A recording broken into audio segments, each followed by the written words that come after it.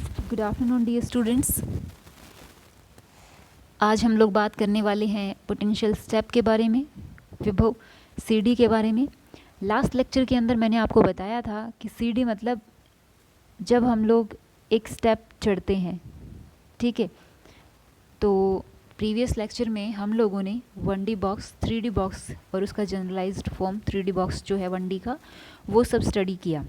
आज हम लोग बात करेंगे पोटेंशियल स्टेप के बारे में। एक विभव जिसका स्वरूप ऐसा है जैसे कोई सीढ़ी हो, जैसे कि आप स्क्रीन पर देख पा रहे हैं। ओके, तो जैसे आपको दिखाई भी दे रहा है सीढ़ी एक बनी हुई इस तरीके की, है ना। तो हम लोग आज इसके बारे में स्टडी करने वाले हैं कि जब ये स्टेप बना हुआ है या पोटेंशियल स्टेप बना हुआ है, इसके अंदर पोटेंशियल जो है वो x इज़ इक्वल टू 0 जो है उससे पहले 0 है, और जब 0 से ज़्यादा है x का मान तो पोटेंशियल का मान क्या है, v0 है। 0 पे भी v0 है और 0 के बाद भी v0 है। उससे पहले क्या है, पोटेंशियल का मान 0 है। तो इसे हमने दो फील्ड में डिवाइड कर दिया है, ये हमारा पहला फील्ड है और ये हमारा दूसरा फील्ड है। पहला फील्ड जो 0 से पहले है और दूसरा जो 0 के बाद है। पहले फील्ड के अंदर पोटेंशियल का मान क्या है, 0। ओके, और सेकंड फील्ड में पोटेंशियल का मान क्या है, v0। अब कोई पार्टिकल आता है जो इस फील्ड से गुजरता है, लेफ़्ट साइड से आएगा और वो राइट साइड में जाएगा। दो चीज़ें हो सकती है, या तो उस पार्टिकल की जो एनर्जी है वो उस पोटेंशियल से कम हो, दूसरी उस पार्टिकल की एनर्जी पोटेंशियल से ज़्यादा हो। तो हम दोनों परिस्थितियों को लेकर के चलेंगे और उस पार्टिकल की गति को या उसके मोशन को डिस्क्राइब करने की कोशिश करेंगे, ठीक है। दो संभावनाएं हैं, वन कि एनर्जी पोटेंशियल से कम है, दूसरी पोटेंशियल से एनर्जी ज़्यादा है, ठीक है। और ये विभव जो है वो समय पर निर्भर नहीं करता, तो समय पर निर्भर नहीं करता और ई कण की कुल ऊर्जा को व्यक्त करता है। तो कण का जो पूर्ण तरंग फलन है वो इस तरीके से लिखा जा सकता है, psi x d is equal to psi x e की power minus iota e t over h cut. ये स्थिति पर निर्भर भाग है और ये समय पर निर्भर भाग है। हमने बहुत डिटेल में इसको पढ़ा है सेकेंड यूनिट के अंदर, ठीक है। अब श्रोडिंगर वेव इक्वेशन पे आ जाते हैं। टाइम इंडिपेंडेंट, समय पर निर्भर नहीं करती है इक्वेशन, ओके। तो ये हमारी काइनेटिक एनर्जी, ये पोटेंशियल एनर्जी और ये टोटल एनर्जी, ये हमारी श्रोडिंगर वेव इक्वेशन है। Minus h cut square by 2m d two psi by d x square psi x plus v x psi x is equal to e psi x, ठीक है। ये हमारी Schrodinger equation है। अब हम लोग बात करते हैं when energy is less then potential, ठीक है। जब एनर्जी लेस देन पोटेंशियल है तो पहले फील्ड के अंदर पोटेंशियल क्या है, 0 है, ठीक है। तो पहले फील्ड के लिए पोटेंशियल एनर्जी 0 है, तो श्रोडिंगर इक्वेशन कैसे लिखी जाएगी, ये हमारी श्रोडिंगर इक्वेशन में, इसमें पोटेंशियल 0 है तो सिर्फ काइनेटिक एनर्जी की term is equal to total energy जब x इज़ लेस देन 0, ठीक है। पोटेंशियल को हमने 0 लिख दिया है। दूसरा, जब x इज़ ग्रेटर देन 0, जब x का मान 0 से बड़ा है तो वहाँ तो फाइनाइट पोटेंशियल है v0, तो आप v0 को एज इट इज़ रखोगे। पहले फील्ड में वेव फंक्शन हमने माना है साई 1x और दूसरे में Sai 2x, okay. Sai second जैसे लिखा है इसने, तो और हमने कौन सा केस लिया है, पहले एनर्जी जो है वो पोटेंशियल से कम है। तो पहले फील्ड के अंदर तो एनर्जी जो है पोटेंशियल 0 है तो यहाँ ज़्यादा है, लेकिन इधर सेकंड फील्ड में क्या है, एनर्जी पोटेंशियल से कम है। तो हमारी जो इक्वेशंस हैं वो कुछ इस तरीके की बन जाएगी। इन इक्वेशंस को हमने लास्ट अपने सॉल्व किया ही था इस चैप्टर को या इस यूनिट को शुरू किया था तब। तो सेकंड ऑर्डर डिफरेंशियल इक्वेशन बन जाती है ये। जैसे यहाँ पर ये वाला जो टर्म है इसमें से H cut square by 2m को आप राइट साइड में ले जाइए, फिर वो माइनस का साइन आप रिमूव करोगे तो इस तरीके की इक्वेशन बन जाती है, d two psi first x over d x square plus k square psi first x is equal to 0, ठीक है। जहाँ पे के क्या है, √2m e over h cut square. इसी तरीके से जब आप सेकंड इक्वेशन को सॉल्व करोगे तो सेकंड इक्वेशन में भी जैसे ये माइनस का H cut square by 2m है तो इसको आप हटाओगे तो इसके साथ -2m/h² आ जाएगा और e के साथ भी यही आ जाएगा। फिर पूरी ये यहाँ से रिमूव हो जाएगा, -2m/h² इसके साथ भी आएगा और इसके साथ भी आएगा। फिर e वाली टर्म को आप लेफ़्ट साइड में ले जाइए, ठीक है।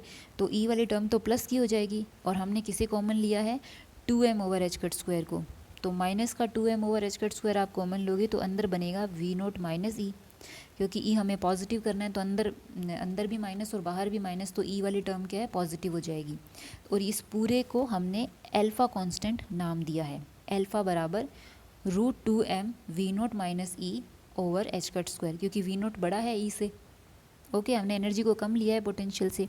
तो हमारी जो डिफरेंशियल इक्वेशन है वो कुछ इस तरीके की बन जाती है, d2 psi first x/dx² plus k² psi first x is equal to 0, और दूसरी d2 psi second x/dx² minus α² psi second x is equal to 0। अब ये दोनों क्या है, सेकेंड ऑर्डर डिफरेंशियल इक्वेशन है, और पहली जो इक्वेशन बन रही है वो x इज़ लेस देन 0 के लिए है, और इस इक्वेशन का जो सॉल्यूशन होता है हमने पढ़ा है पीछे भी बहुत बार, a e⁻ iota⁡kx plus b e⁻ -iota⁡kx। Okay, a और b जो है वो दो नियतांक है। जो सेकंड इक्वेशन है उनके सॉल्यूशन होते हैं c e⁻⁴x plus d e⁻ -⁴x। अब ये सॉल्यूशन कैसे हैं, ये आपने सेकेंड ईयर के अंदर मैथमेटिकल फिजिक्स पढ़ी है, डिफरेंशियल इक्वेशंस पढ़ी हैं, तो वहाँ से डायरेक्ट यहाँ पे इनके सॉल्यूशंस आप लिख सकते हो। ओके, अगर किसी को रहता है कि ये कैसे आए, क्यों आए, तो आप लोग डिफरेंशियल इक्वेशन वाला चैप्टर फिर से समराइज़ कर लीजिएगा। ओके, तो यहाँ पर हमारे पास दो नियतांक साई फर्स्ट से a और b, और दो नियतांक साई सेकंड से c और d मिलते हैं। साई फर्स्ट सॉल्यूशन है when x is less than 0, और साई सेकंड सॉल्यूशन है when x is greater than 0। ठीक है, तो ये जो चारों नियतांक हैं a b c d, इनका निर्धारण जो होता है वो हमारे तरंग फलन पर बाउंड्री एंड कंटिन्यूटी कंडीशंस जो हैं वो अप्लाई करके किया जाता है। जैसे x के सब मानों के लिए क्या है, साई x और साई का जो फर्स्ट अवकलज है वो फाइनाइट और कंटिन्यूस होना चाहिए। हमने साई की जो वेव फंक्शन की जो बाउंड्री कंडीशन और कंटिन्यूटी कंडीशंस पढ़ी थी, तो उसमें था कि psi should be single valued, psi should be finite, और psi should be continuous also, तो उसका फर्स्ट अवकलज भी कंटिन्यूस होना चाहिए। तो उस कंडीशन में इन बाउंड्री और कंटिन्यूटी कंडीशंस को हम वेव फंक्शन पर अप्लाई करते हैं। तो अभी हमारे जो सॉल्यूशन है उसमें जो 7 नंबर इक्वेशन है, मतलब ये वाला, इसके अंदर c की पावर क्या है, अल्फ़ा x, और ये सॉल्यूशन क्या है, x इज़ ग्रेटर देन 0 के लिए है। यानी कि जब x का मान बढ़ेगा e की पावर अल्फ़ा x में, जब x का मान बढ़ेगा तो ये टर्म बढ़ेगी, तो x जब इन्फिनिटी को अप्रोच करेगा, क्योंकि पोटेंशियल क्या है, इन्फिनिटी तक v0 ही बना हुआ है, तो जब x इन्फिनिटी को अप्रोच करेगा तो e की पावर अनंत क्या होती है, अनंत होती है। तो ये सॉल्यूशन सही नहीं है। साई सेकंड या वेव फंक्शन जो है वो कभी भी अनंत नहीं हो सकता, वो खुद अनंत पर शून्य हो जाता है। इसीलिए यहाँ पे कांस्टेंट c जो है वो 0 लिया जाएगा, क्योंकि तभी हमारा वेव फंक्शन सही जो शर्तें हैं इनकी उनका पालन करेगा। फिर उसमें जब c 0 ले लोगे आप तो सिर्फ d वाला बचेगा, d e⁻⁴x, तो x बढ़ते बढ़ते जब इन्फिनिटी होगा तो e⁻⁻∞ क्या हो जाता है, 0 हो जाता है, जो इसका सही सॉल्यूशन है। ठीक है, तो हमें क्या लेना है, c 0 लेना है। तो हमारे सॉल्यूशन किस तरह से आ जाएंगे, साई फर्स्ट आ जाएगा a e⁻⁴ देखो e⁻⁴ ये एक समतल तरंग है जो कि x दिशा में जा रही है, और e⁻⁻⁴ जो कि b के साथ लिखा हुआ है, ये एक समतल तरंग है जो -x दिशा में जा रही है। ठीक है, और ये d वाला टर्म भी पारगमित तरंग को बताता है। देखो ये है इंसिडेंट वेव, आपतित तरंग, ये जो विभव CD है उस पे आने वाली तरंग है e⁻⁴ दूसरी ये है परावर्तित तरंग -x, यानी कि टकराएगी विभव से और वापस चली जाएगी, क्योंकि एनर्जी क्या है, विभव से कम है, इसीलिए वापस चली जाएगी। तो e⁻⁻⁴ ये परावर्तित तरंग है। और कुछ ऐसे कण भी होते हैं जो इस विभव CD को पार कर जाएंगे, दूसरी साइड पहुंच जाएंगे कुछ इसको भेद करके, ठीक है। कुछ ऐसी प्रोबेबिलिटी क्वांटम के अंदर होती है। क्लासिकल तो ये कहती है इधर जाएगा ही नहीं, लेकिन क्वांटम में still there is some probability that a particle is cross the potential barrier. Okay, तो यहाँ पे ये जो है वो पारगमित तरंग का वेव फंक्शन होता है। ओके, अब हम लोग इस पे बाउंड्री और कंटिन्यूटी कंडीशंस लगाते हैं। तो x इज़ इक्वल टू 0, एक ही है यहाँ पे, तो दोनों पोटेंशियल को और विदाउट पोटेंशियल वाली जगहों को जो अलग करती है, x इज़ इक्वल टू 0। तो x इज़ इक्वल टू 0 पे हमारा वेव फंक्शन साई और उसका प्रथम अवकलज दोनों क्या है, सतत होने चाहिए। और सतत होने के लिए क्या होगा, साई फर्स्ट साई सेकंड के बराबर होना चाहिए और उनका प्रथम अवकलज भी बराबर होना चाहिए। अब आप जो वेव फंक्शन है हमारे, उसमें जब आप x का मान 0 रखोगे तो e की पावर आयोटा के एक्स और e की power iota minus iota k x दोनों में 0 रखने पे 1 आ जाएगा। तो a प्लस बी बराबर डी, है ना, पहली कंडीशन से a प्लस बी बराबर डी आ जाएगा। दूसरी कंडीशन, इनका अवकलन करना है, तो e की पावर आयोटा की एक्स का अवकलन क्या होगा, आयोटा के आगे आ जाएगा और सेम रहेगा e की पावर आयोटा की एक्स, और b e की पावर माइनस आयोटा की एक्स का क्या हो जाएगा, माइनस आयोटा की आ जाएगा। तो आयोटा के जब आप कॉमन लोगे तो a माइनस बी, क्योंकि पहले हम अवकलन करेंगे फिर वैल्यू पुट करेंगे। वैल्यू क्या पुट करनी है, x is equal to 0।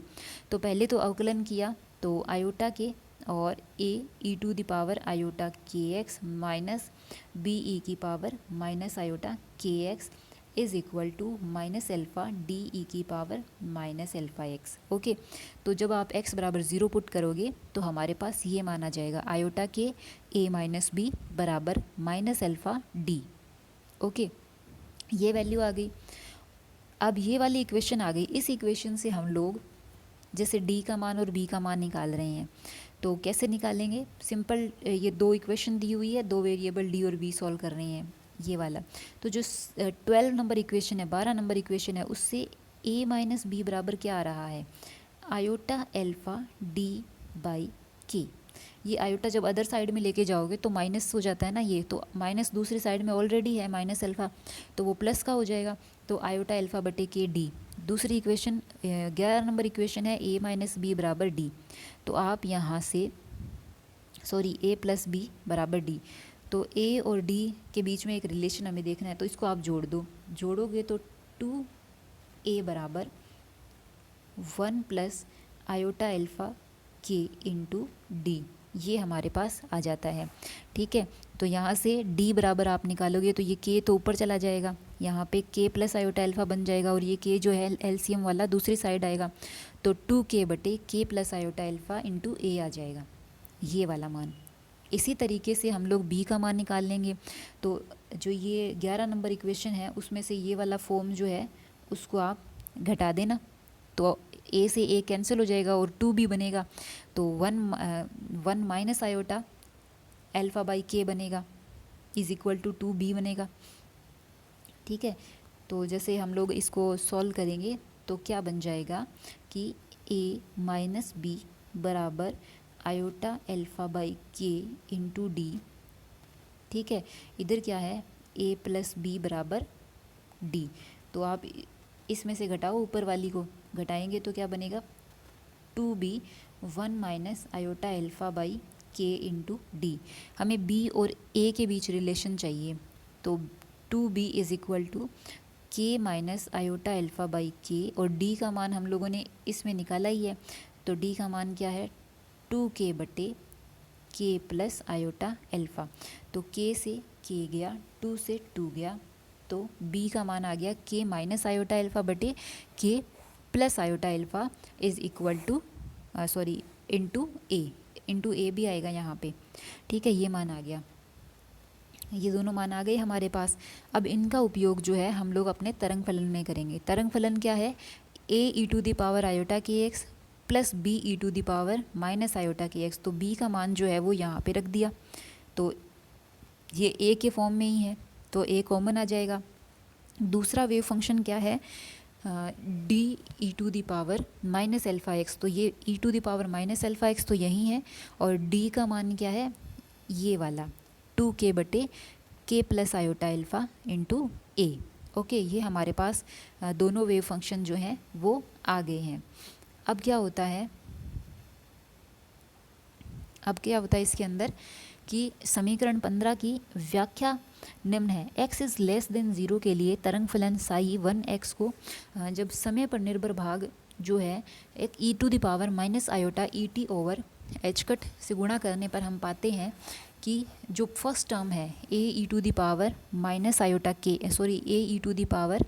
e⁻⁻kx, इसको हम लोग, ये क्या है, पोजीशन पे डिपेंडेंट पार्ट है ये साई 1x, इसको अगर e⁻⁻⁰et ओवर एच कट से गुणा करेंगे तो ये टोटल वेव फंक्शन बन जाता है साई एक्स टी, है ना। Psi x t is equal to psi x into e⁻⁻⁰et over h cut होता है। तो ये क्या है, प्लस एक्स दिशा में गतिशील कण को वर्णित करने वाला तरंग फलन है, जिसका जो आपतित कण के संगत तरंग फलन है। जैसे मैंने आपको बताया था ना, ये तो इंसिडेंट वेव है जिसका एम्पलीट्यूड क्या है, ए है, और जो सेकंड जो इसका हिस्सा है बी वाला, e⁻⁻⁰kx और समय पर निर्भर भाग, ये ऋणात्मक x दिशा में, यानी कि ऊपर वाला तो है पॉजिटिव x डायरेक्शन में e⁻kx, और दूसरा -kx मतलब ऋणात्मक दिशा में टकरा करके पोटेंशियल स्टेप से वापस आने वाला तरंग फलन है, और जिसका आयाम क्या है, b है। प्रायिकता धारा घनत्व का मान जब हम लोग ज्ञात करते हैं तो J इज इक्वल टू आता है v(a² - b²), किसके लिए, x इज़ लेस देन 0 के लिए। देखो, प्रायिकता धारा घनत्व जो होता है उसके बारे में हमने अपने सेकंड यूनिट में पढ़ा था। J इज इक्वल टू होता है h cut over 2 psi star del psi minus psi del psi star. Okay, ये पढ़ा था। इसके अंदर आप साई की वैल्यू पुट कर लेना, ठीक है, और जो साई की वैल्यू आप पुट करोगे उससे ये मान जो है वो निकाल के देख लेना, प्रोबेबिलिटी करंट डेंसिटी का J का मान निकाल के देख लेना। अगर कोई भी दिक्कत रहे, नहीं निकले J बराबर v mode of a² minus mod of b², ये मान नहीं आए तो आप मुझसे इसके बारे में पूछ लीजिएगा, डिस्कस कर लीजिएगा। लेकिन इसमें क्या है, ऐसी कोई दिक्कत आने वाली नहीं है, कि मुझे नहीं लगता कि इसकी वैल्यू आपको नहीं आएगी, यही मान निकल करके आ जाएगा इसके अंदर। J बराबर v mode of a² minus mod of b², ये मान आएगा। साई जो वेव फंक्शन है हमारा वो ये वाला है, ठीक है। आपको क्या पुट करना है, psi is equal to a⁻⁰kx plus b⁻⁻⁰kx। Time वाला पार्ट जो है वो आप मत लीजिएगा, क्योंकि वो दोनों में क्या है, कॉमन है, तो वो कैंसिल हो जाएगा, ठीक है। सिर्फ इससे J निकाल लीजिएगा, J के फॉर्मूले के अंदर साई जो है वो ये रख दीजिएगा।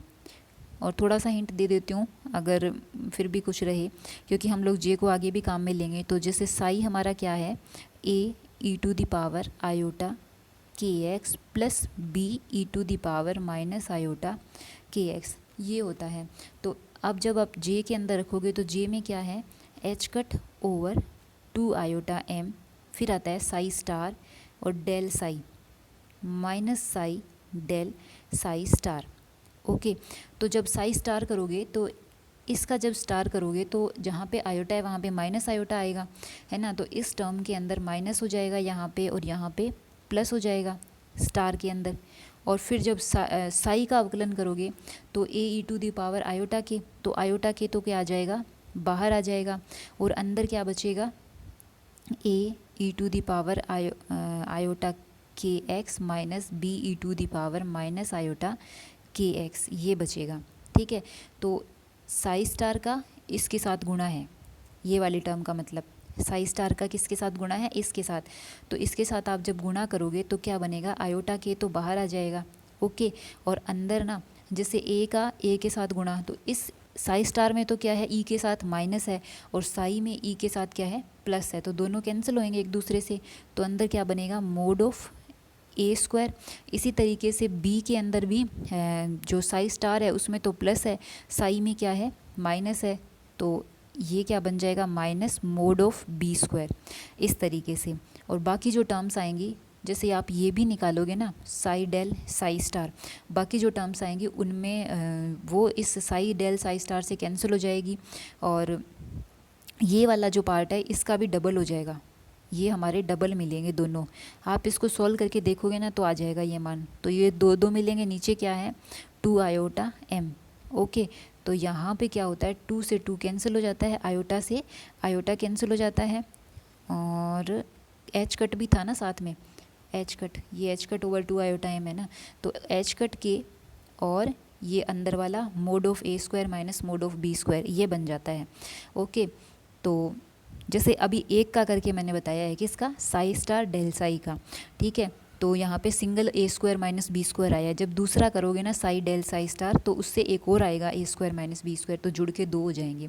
तो एच कट के ए स्क्वायर माइनस बी स्क्वायर ये बन गया। तो एच कट के एक्चुअल में क्या होता है वी होता है, क्योंकि पी बराबर होता है एच कट के और एच कट के बाई एम, तो एच कट के बाई एम होता है वी, क्योंकि एम वी बराबर भी पी होता है और एच कट के बाई भी पी होता है, तो वी बराबर होता है एच कट के बाई एम। तो एम तो नीचे है हमारे पास, ऊपर एच कट के है, तो ये बन गया v mod of a square minus mod of b square.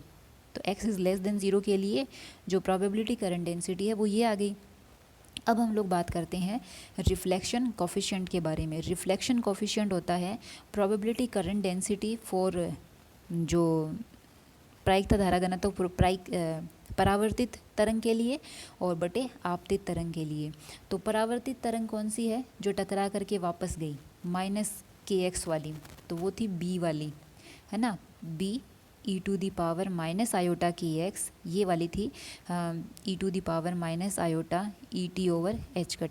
इसे बार बार इसलिए नहीं लिख रहे हैं क्योंकि इसका जो है ये वाला पार्ट जो वो रिमूव हो जाता है। तो ओके, ये परावर्तित तरंग है और आपतित है ए वाली। तो reflection coefficient R is equal to होता है प्रायिकता धारा घनत्व फॉर रिफ्लेक्टेड वेव और प्रायिकता धारा घनत्व फॉर इंसिडेंट वेव।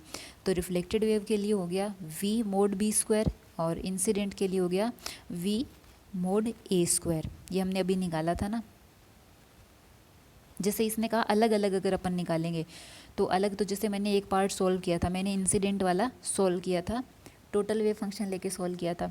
और सिंगल के लिए आप करोगे तो जैसे आप सिर्फ ये लेते ना ए e to the power iota k x Sai, तो इंसिडेंट वेव लेते और इसके लिए आप जे निकालते तो आपके पास मान आता वी मोड ए स्क्वायर। और आप जब b e to the power minus iota k x ये लेते सिंपल, तो रिफ्लेक्टेड के लिए आता मोड बी स्क्वायर और वी। तो आप इसको चाहे तो सॉल्व करके भी देख सकते हो, यही मान आएगा। तो R is equal to v से वी गया mod b square over mod a square. हमने B का मान निकाला था, देखो पीछे, तो B बराबर ये है, B बटे A बराबर क्या हो गया K माइनस आयोटा एल्फ़ा बटे K प्लस आयोटा एल्फ़ा। इस मान को आप यहाँ पे रख दो। देखो जब मोड का मान हटाते हैं ना, मोड जब हम लोग हटाते हैं तो जो K माइनस आयोटा एल्फ़ा है उसको आप गुणा करोगे K प्लस आयोटा से, और बटे में जो K प्लस आयोटा एल्फ़ा है उसको आप गुणा करोगे K माइनस आयोटा से। मोड, जब मोड का स्क्वायर का मतलब यही होता है, तो इससे टोटल क्या आ जाता है 1 आ जाता है। यानी कि हमने केस लिया है कि when energy is less than 0, तो एनर्जी का मान energy is less then potential. तो पोटेंशियल से जब पार्टिकल की एनर्जी कम है तो वो टकरा करके वापस चला जाएगा। रिफ्लेक्शन 1 होने का मतलब है टोटल रिफ्लेक्शन, पूरी तरह से वो टकरा करके वापस लौट जाएगा, ठीक है। और फिर भी क्या है, हमारे पास सेकेंड फील्ड के अंदर एक वेव फंक्शन है d e to the power minus iota d e to the power minus alpha x. तो इसका क्या मतलब है, इसका मतलब ये है कि विभव सी डी के दाईं ओर वैसे तो तरंग फलन शून्य होना चाहिए, लेकिन क्या है एग्जैक्टली शून्य नहीं होता है। ये e to the power minus alpha x, जैसे जैसे एल्फ़ा एक्स बढ़ेगा, है ना, जैसे जैसे एक्स बढ़ेगा वैसे वैसे मान जो है वो कम होता चला जाएगा, ठीक है। तो दूसरे तरफ पार्टिकल के होने की प्रायिकता है, कुछ तो है, जैसे प्रोबेबिलिटी क्या है mod d square e to the power minus 2 alpha x, कुछ तो प्रोबेबिलिटी है बट क्या है बहुत ही कम है। क्लासिकल तो ये कहती है कि दूसरा जो एक्स इज़ ग्रेटर देन 0 वाला फील्ड है तो उसमें पार्टिकल हो ही नहीं सकता, क्लासिकल तो ये कहती है। लेकिन क्वांटम मैकेनिकली क्या है, हमारे पास साई सेकेंड हमें मिला है, तो इसका मतलब है कि कुछ ना कुछ तो प्रायिकता है। वी नोट का मान जितना ज़्यादा होगा ना, तो वी नोट का मान ज़्यादा होने से अल्फ़ा का मान ज़्यादा हो जाएगा, क्योंकि अल्फ़ा क्या है, अल्फ़ा इज़ इक्वल टू होता है, शुरुआत में हमने लिखा है देखो 2m v naught minus e, v naught minus e over h cut square. V naught बढ़ने से, पोटेंशियल बढ़ने से अल्फ़ा बढ़ जाता है, और अल्फ़ा बढ़ जाने से साई सेकेंड जो है वो कम हो जाता है।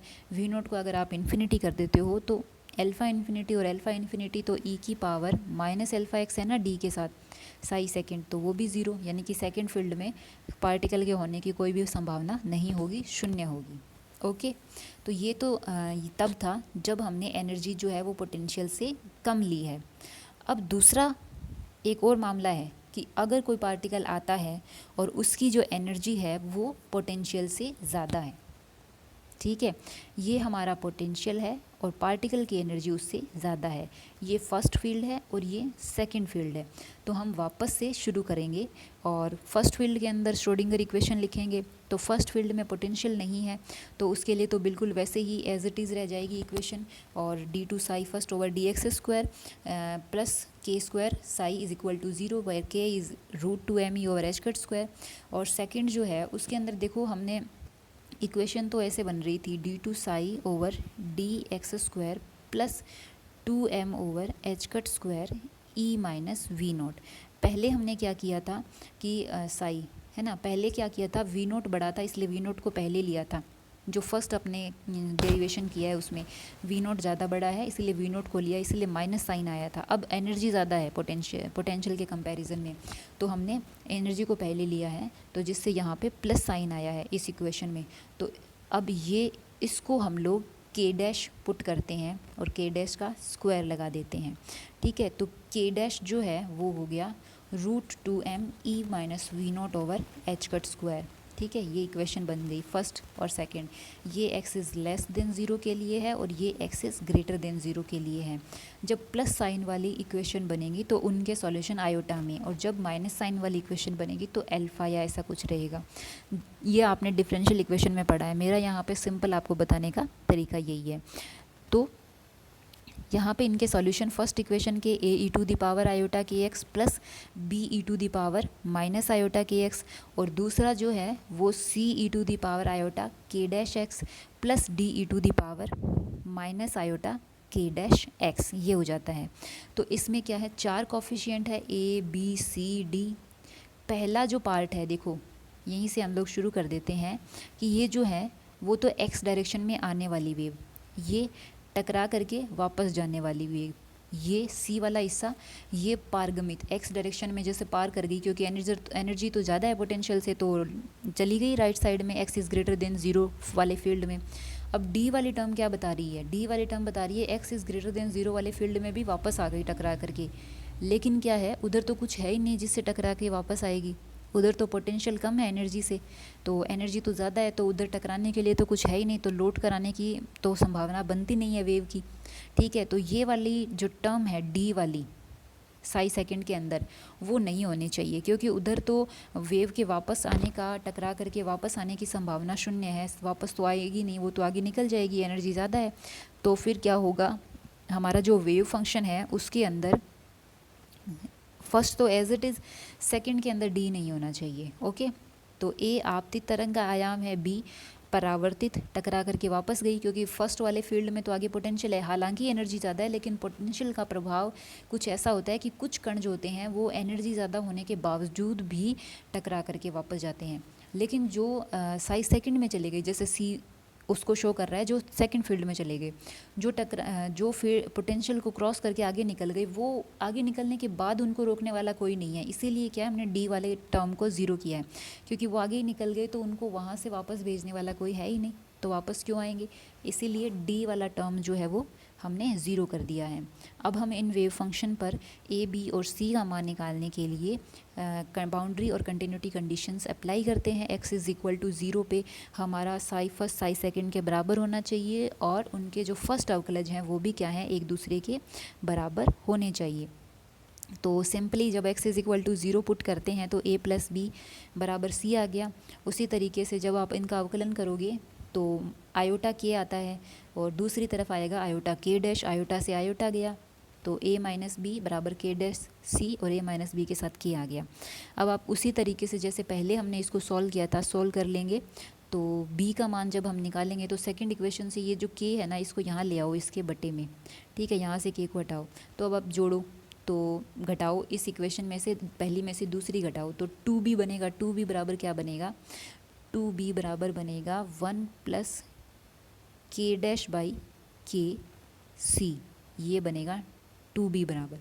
ओके, अब हम लोग क्या करेंगे, b को हटाएंगे, इन दोनों इक्वेशन को जोड़ दो, इनको जोड़ेंगे तो 2a बराबर 1 प्लस के डैश बाई के सी।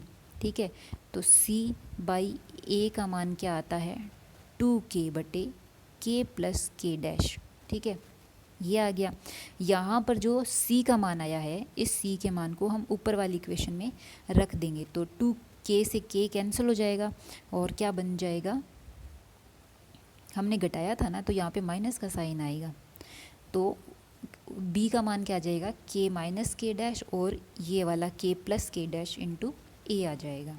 ठीक है, इस तरीके से हम b बाई ए और c बाई ए का मान जो है वो निकाल लेंगे। अब देखो b बाई ए क्यों निकाला है, क्योंकि जो रिफ्लेक्शन कॉफिशिएंट होता है वो mode of b square mode of a square होता है बटे, और इसी तरीके से जो ट्रांसमिशन कॉफिशिएंट होता है वो मोड ऑफ सी स्क्वायर, यानी कि probability current density for transmitted wave बटे probability current density for incident wave, और रिफ्लेक्शन में probability current density for reflected बटे probability current density of incident, ऐसे होता है ये।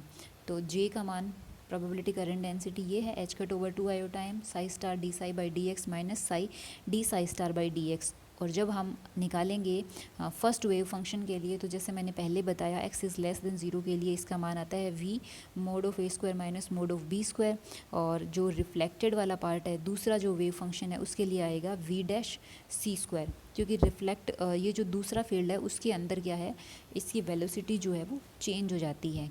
के जैसे सेकंड के अंदर वेव फंक्शन के अंदर के डैश है ना, तो अगर आप ये लिखते हो p बराबर h कट के एम वी, तो v बराबर हो गया h कट के बाई एम फर्स्ट के लिए। सेकंड के लिए क्या हो जाएगा, v डैश बराबर h कट के डैश बाई एम, सेकंड में k डैश है ना इसीलिए यहाँ पे v डैश आ गया। ओके, अब हम लोग बात करते हैं reflection coefficient b square by A square. तो b बाई ए का हमने मान निकाला ही था, तो आप इसका सिंपल स्क्वायर कर दो। ठीक है, और उसके बाद जब आप k को दोनों तरफ से कॉमन लेकर के k डैश बाई के कर दोगे, चाहे तो आप यहाँ पे इसको इस फॉर्म में रख दो या फिर इसका मान रख दो। जैसे क्या होता है, k का मान क्या है, k का मान तो होता है root 2me over h cut square, और k डैश का मान क्या होता है, root 2me minus v naught by h cut square, ये रहता है। तो root 2m over h cut तो ऊपर भी आएगा और नीचे भी है, k प्लस के डैश दोनों से कैंसिल हो जाएगा। तो एक तरीके से देखा जाए तो क्या बनेगा, root e minus v naught बटे root e plus root e minus v naught. फिर आप रूट ई को कॉमन ले लो, इसमें से भी आप रूट ई को कॉमन लोगे तो ऊपर और नीचे दोनों कैंसिल होने से ये वाला जो फॉर्म है ऐसा बन जाएगा। ठीक है, रिफ्लेक्शन कॉफिशिएंट का ये वाला जो फॉर्म है वो बन जाएगा। यहाँ पर क्या होता है कि जैसे जैसे आपतित कण की ऊर्जा बढ़ती है तो परावर्तन गुणांक जो है वो जब E is equal to v naught, E v naught के बराबर होगा तो ये वाला टर्म 1 हो जाएगा, है ना। ये देखिए ई बटे वी नॉट बटे ई है, जब ई वी नॉट हो गया तो v naught by v naught क्या हो गया, 1 हो गया। तो ये टर्म 0, ये टर्म 0, तो आर का मान क्या आ जाता है, 1 आ जाता है। जब energy exactly equal to potential होती है तो आर का मान क्या आ जाता है, 1 आ जाता है। और उसके बाद जैसे जैसे ई का मान बढ़ेगा आर का मान जो है वो कम होता जाएगा, एनर्जी ज़्यादा होती जाएगी, तो वैसे वैसे जो पोटेंशियल स्टेप है उससे टकरा करके लौटने की संभावना जो है वो कम होती चली जाएगी। ठीक है, और उसी के साथ जो है वो उसको पार करके वो दूसरी साइड जाने की प्रायिकता बढ़ती चली जाएगी। प्रायिकता जो है वो ऑलवेज कंजर्व्ड रहती है, मैक्सिमम कितनी होगी, 1 होगी। चाहे रिफ्लेक्शन बढ़ेगा तो पारगमन कम हो जाएगा, पारगमन ज़्यादा होगा तो रिफ्लेक्शन कम हो जाएगा, ऐसा चलता है ये। तो ये विभव सीढ़ी जो है वो क्या करती है, कणों को परावर्तन करती है, इसीलिए इसे पोटेंशियल बैरियर भी कहते हैं, पोटेंशियल स्टेप कहते हैं। ठीक है, जब एनर्जी का मान बहुत ही ज़्यादा है पोटेंशियल से तो k is approximately k not k dash के बराबर हो जाता है, क्योंकि k क्या है 2me over h cut square और k डैश क्या है 2me minus v naught over h cut square. तो अगर एनर्जी पोटेंशियल से बहुत ज़्यादा है तो हम पोटेंशियल को हटा सकते हैं, तो ये दोनों एक दूसरे के बराबर हो गए। उस कंडीशन में अगर ये एक दूसरे के k और k डैश बराबर है तो r क्या आ जाता है, 0 आ जाता है। ठीक है। तो एनर्जी बहुत ज़्यादा होने से रिफ्लेक्शन की संभावना शून्य, सारा का सारा जो वेव है या पार्टिकल जितने भी हैं वो सारे क्या हैं, राइट साइड में चले जाएंगे।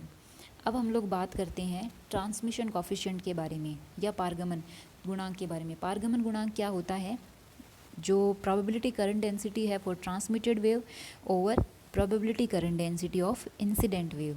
तो ट्रांसमिटेड वेव की जो प्रायिकता धारा घनत्व है वो v dash over c, v dash into c square, और नीचे ये है वी ओवर, यहाँ पे वी है ये और मोड ऑफ ए स्क्वायर है। तो सी बाई ए का मान आप रख दो, तो वो तो है 4 सी बाई ए का मान क्या था, देखो एक बार मैं थोड़ा सा यहाँ पे कुछ बताऊँगी आपको। 2k ओवर के प्लस के डैश है ना, तो 4k स्क्वायर के प्लस के डैश का स्क्वायर ये बन गया।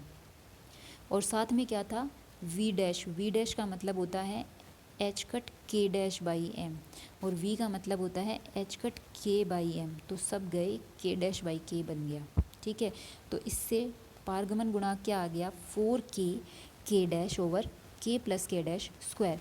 जब आप इसका मान रखोगे वही वोल्टेज की फॉर्म में, तो फिर ये कुछ ऐसा बन जाएगा। इसको आप रख के देख लेना, नहीं बने ऐसा तो पूछ लीजिएगा, बाकी आ जाएगा ऐसा। क्योंकि के क्या होता है √2m_e over h cut square, और के डैश क्या होता है √2m_e माइनस वी नॉट। नीचे भी क्या है वही बनेगा, लेकिन उसके साथ स्क्वायर भी है। तो जब भी आप उसको बाहर निकालोगे तो जो ऊपर भी जैसे दोनों में √2m over h cut square है तो वो हट जाएगा रूट, और नीचे भी जैसे स्क्वायर किया गया है तो स्क्वायर से 2m over h cut square का रूट हट जाएगा, तो 2m over h cut square cancel हो जाएंगे। तो ऊपर क्या बचेगा, ऊपर बचेगा √e और साथ में बचेगा √e माइनस वी नॉट, और नीचे क्या बचेगा वही √e plus √e minus v naught का होल स्क्वायर। तो इस तरीके से ये वाला बन जाएगा। और हम लोग जानते हैं कि r प्लस टी क्या होता है, 1 होता है। जब एनर्जी पोटेंशियल से ज़्यादा होती है तो विभव जो CD है उससे क्या है, थोड़ा परावर्तन होने की संभावना है और थोड़ा पारगमन होने की संभावना है, क्योंकि हमें दोनों के वेव फंक्शन मिले हैं। तो जो इंसिडेंट प्रोबेबिलिटी करंट डेंसिटी है और जो रिफ्लेक्टेड प्रोबेबिलिटी करंट डेंसिटी है, मतलब ये कहना चाहता है कि जो इंसिडेंट जो प्रोबेबिलिटी करंट डेंसिटी है वो किस में टूट जाती है, रिफ्लेक्टेड में और ट्रांसमिटेड में। यानी कि जो आने वाला फ्लक्स है वो कुछ फ्लक्स तो परावर्तित हो जाएगा और कुछ फ्लक्स जो है वो पारगमित हो जाएगा। कब, जब एनर्जी पोटेंशियल से ज़्यादा है। बहुत ज़्यादा का केस हमने देख लिया, बहुत ज़्यादा की कंडीशन में ये ज़ीरो हो जाता है, सारा का सारा पार्ट जो है वो पारगमित हो जाता है। लेकिन जब एनर्जी पोटेंशियल से ज़्यादा है तो उस कंडीशन में इंसिडेंट आने वाला फ्लक्स जो है वो कुछ तो रिफ्लेक्ट होगा और कुछ उसको पार कर जाएगा। ठीक है, लेकिन टोटल फ्लक्स जो है वो हमेशा कंजर्व्ड रहता है। ऐसा नहीं है जितना आया है ना उतना ही, जितना लेफ़्ट साइड में है उतना ही राइट साइड में होगा, ऐसा होगा इसके अंदर। और व्हेन एनर्जी इज़ वो very very much large then potential, then T is equal to 1। Potential की तुलना में जब बहुत ज़्यादा है एनर्जी तो उस कंडीशन में क्या होता है कि जो ट्रांसमिशन कॉफिशिएंट है उसका मान क्या हो जाता है, 1 हो जाता है, क्योंकि R 0 हो जाता है तो T किसके बराबर होगा, 1 के बराबर होगा। इस स्थिति में विभव रोधिका से कोई कण परावर्तित नहीं होता, सभी कणों का पारगमन हो जाता है। यहाँ पर इसने ये पारगमन गुणांक के कर्व शो किए हैं। पहले हम लोग रिफ्लेक्शन वाले के देख लेते हैं। परावर्तन गुणांक का के डैश बाई के के साथ परिवर्तन। के डैश बाई के क्या है, यहाँ पे देखो के डैश बाई के, तो के डैश बाई के करने से इसका फॉर्म कैसा बन जाएगा, आर का 1 माइनस के डैश बाई के बटे 1 प्लस के डैश बाई के। इसका भी स्क्वायर है और इसका भी स्क्वायर है। ठीक है, तो के डैश बाई के जब 1 के बराबर होगा, यहाँ पे के डैश बाई के 1 के बराबर होगा तो आर क्या हो गया 0, और जब ये 0 के बराबर होता है तो ये क्या होता है 1। तो इसका मतलब ये इस तरीके से ग्रेजुअली जो है वो कम होता चला जाएगा। इसी तरीके से जब E बाई वी नोट के साथ परावर्तन गुणांक, तो ये हमारा यहाँ पे E बाई वी नोट के फॉर्म में दिया हुआ है रिफ्लेक्शन कोफिशिएंट। तो 0 से लेके 1 के बीच में जो 0 से लेके 1 के बीच में मतलब ये E बाई वी नोट का जब मान रहता है तो क्या होता है, R जो है वो लगभग 1 बना रहता है। लेकिन E बाई वी नोट का मान जब बहुत ज़्यादा बढ़ने लग जाता है तो उस कंडीशन में जैसे R है 1 minus √1 minus v naught by e, ये है। तो शुरुआत में क्या होता है, E बाई वी नोट जैसे इसको ऐसे लिखें, यहाँ से हटा दें 1/E/v0। ये अगर ज़्यादा है इसका मान, सॉरी कम है तो क्या होगा, कम है तो इधर 1 में से घटेगा और फिर उसका भी रूट लेंगे और कम हो जाएगा तो 1 में से घटाएंगे। तो जब तक ये इतना कम रहेगा तो हम लोग r जो है वो हमें लगभग 1 मिलकर बनता रहेगा। लेकिन E/v0 का मान जब एक सीमा के बाद ये बढ़ने लगता है ना, बहुत ज़्यादा बढ़ने लगता है, तो फिर एक मेजर पार्ट जो है वो 1 में से कम होने लगता है धीरे धीरे। तो उससे ये क्या है, ग्रेजुअली कम होता चला जाता है। ठीक है, तो जैसा रिफ्लेक्शन होगा, ट्रांसमिशन बिल्कुल उसका अपोजिट होगा। जैसे ये 1 से 0 गया तो ट्रांसमिशन क्या हो गया, 0 से 1 जाएगा, क्योंकि आप इसको सिंपल भी समझ सकते हो, r+t बराबर 1 होता है। ठीक है, इसी तरीके से जब तक रिफ्लेक्शन कोफिशिएंट 1 रहता है तो ट्रांसमिशन क्या रहेगा, 0। और जब रिफ्लेक्शन कोफिशिएंट जो होता है वो 1 से अप्रॉक्सीमेटली 0 को अप्रोच करता है तो हमारा जो ट्रांसमिशन वाला है वो 0 से 1 को अप्रोच करेगा। तो ये दोनों बिल्कुल एक दूसरे के अपोजिट बिहेवियर शो करते हैं, क्योंकि टोटल प्रोबेबिलिटी जो है वो ऑलवेज कंजर्व्ड रहती है। ठीक है, तो ये पूरा टॉपिक जो है मैंने एक ही लेक्चर में समझाने की कोशिश करी है। तो अगर कोई समस्या रहे, कोई दिक्कत रहे, थोड़ा लेंदी है, लेकिन ये क्या है, जब एक साथ पढ़ते हैं तो ही समझने में हमें पता लगता है कि 2 केस लिए energy less than potential energy greater than. Less than है तो फिर क्या है कि ज़्यादा तो रिफ्लेक्शन होगा, फिर भी क्वांटम मैकेनिक्स कहती है there is still some probability that other side जो हमारे पास प्रोबेबिलिटी कुछ है। ठीक है, और जब एनर्जी ज़्यादा है पोटेंशियल से तो उस कंडीशन में ज़्यादा प्रायिकता क्या रहती है, ट्रांसमिशन होगा और रिफ्लेक्शन बहुत कम होगा। और एनर्जी बहुत ज़्यादा है तो ट्रांसमिशन ही होगा, रिफ्लेक्शन तो होगा ही नहीं। ओके, तो इसको आप अच्छे से स्टडी कर लेना, कहीं भी कोई प्रॉब्लम हो तो आप पूछ लीजिएगा। ओके प्यारे बच्चों, खुश रहो, स्वस्थ रहो और पढ़ते रहो। नहीं समझ में आए तो पूछो।